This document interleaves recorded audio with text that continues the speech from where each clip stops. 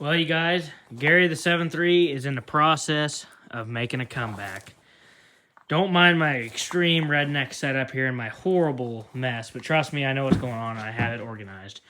So far, we've done rear main seal, valve cover gaskets, obviously that includes injector harness, all new glow plugs, and fuel filter, and then we're going to do the oil pan, and right now we're doing the oil cooler, cleaning that up, and then we're going to put new gaskets in it, O-rings, and put it back together. I'd like to do manifolds and up pipes, but I'm not going to just because I simply don't know if this engine is even all that great.